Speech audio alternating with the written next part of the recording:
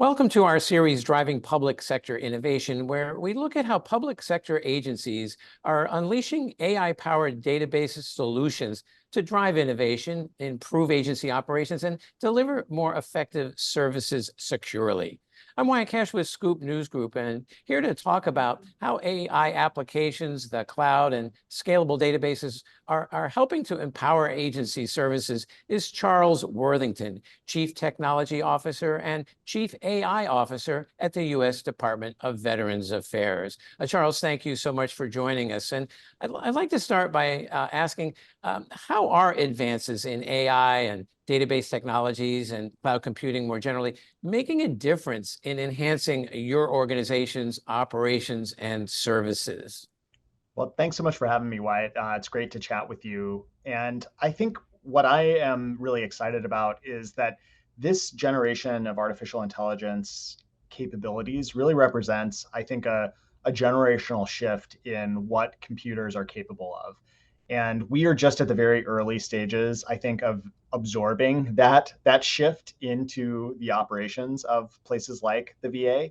Obviously, the VA is a really large organization with a very important mission.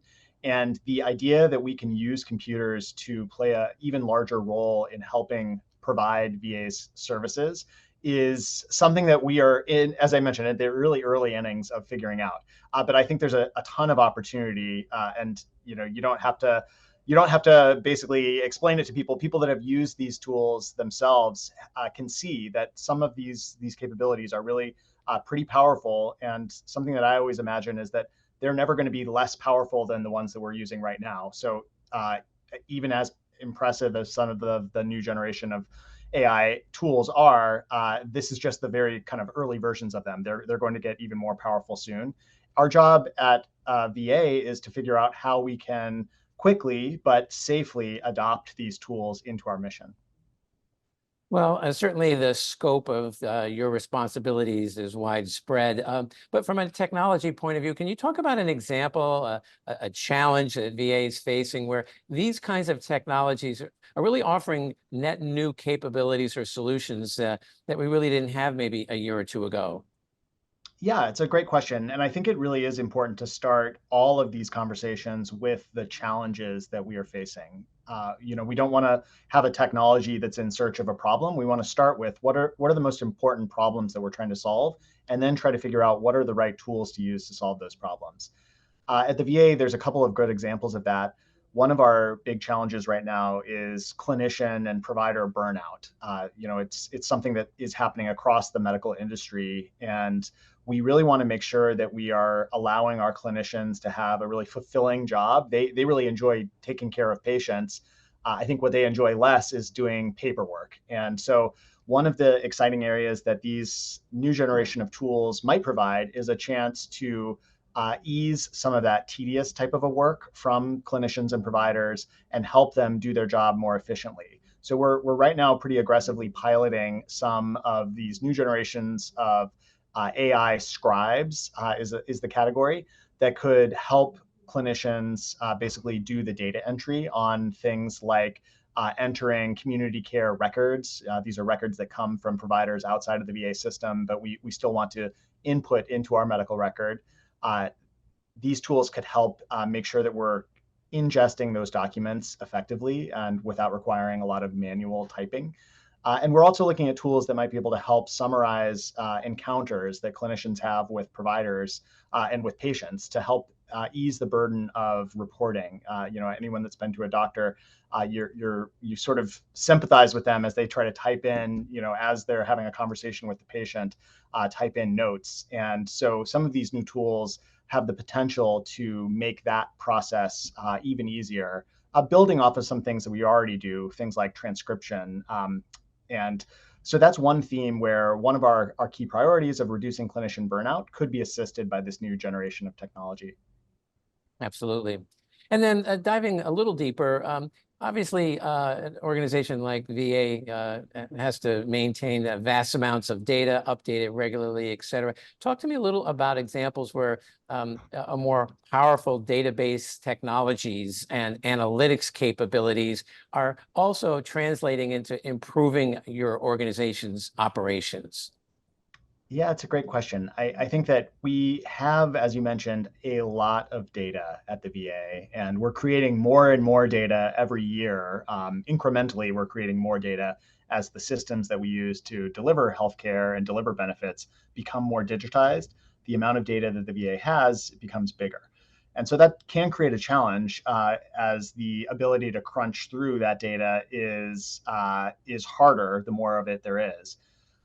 One case in particular where we've really been able to leverage some of the more modern approaches to data analytics has been in some of our models that depend on this really critical calculation called the medication possession ratio, the medication possession ratio.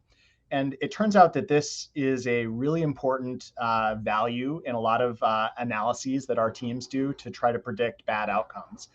This is basically a calculation that would say a given patient, how well are they adhering to their prescribed medications?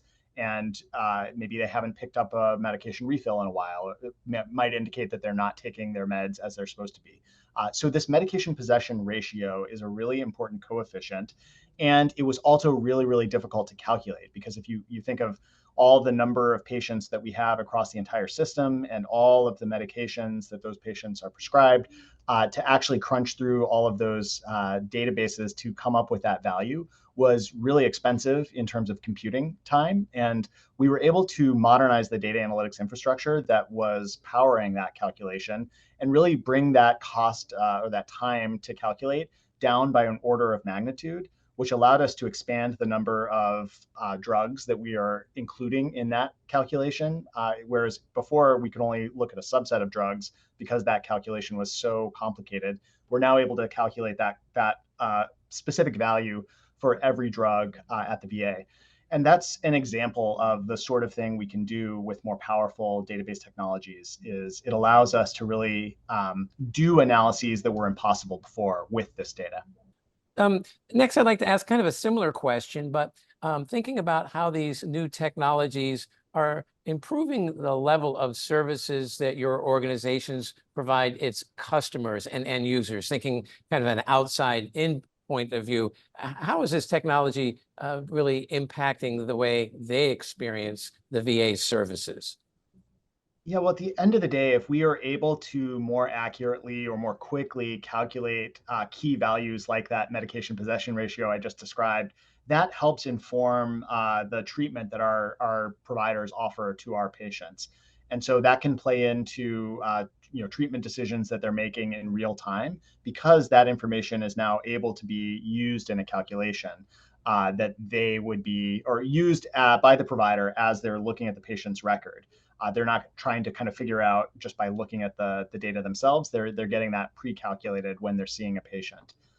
One other area that we're starting to experiment with is when we get a lot of customer feedback, and you can imagine we do get a lot of great feedback from veterans all across the country every day. They're responding to surveys and they're providing feedback on our website and through call centers. All of that information is coming in all the time.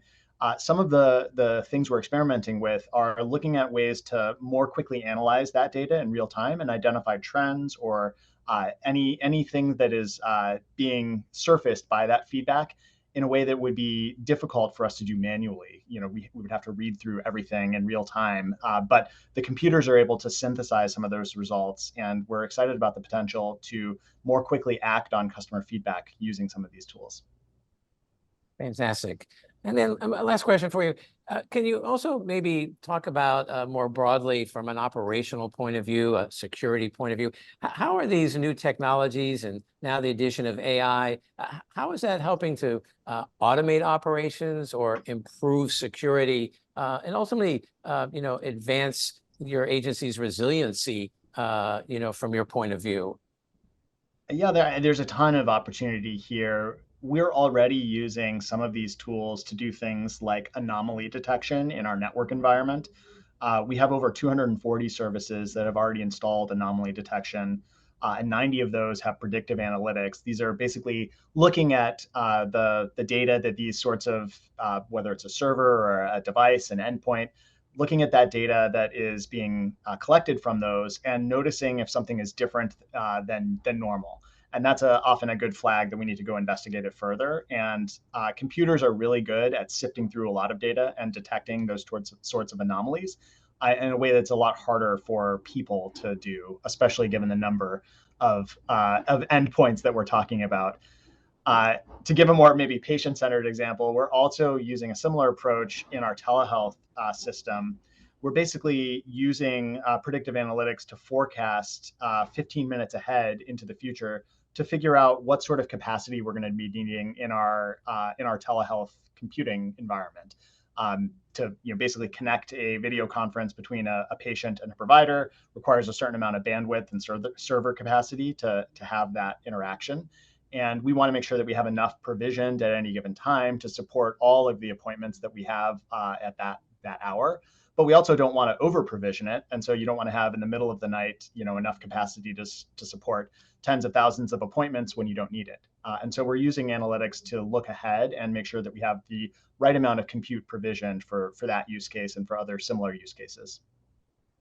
Well, Charles Worthington, I really want to say thank you for taking a few minutes to join us, share your perspective on how modernized data analytics is really helping the VA support its providers, the veterans, of course, and all the employees that try to deliver services to our nation's veterans. So thank you so much for sharing your perspectives with us. Absolutely. Thank you so much for having me.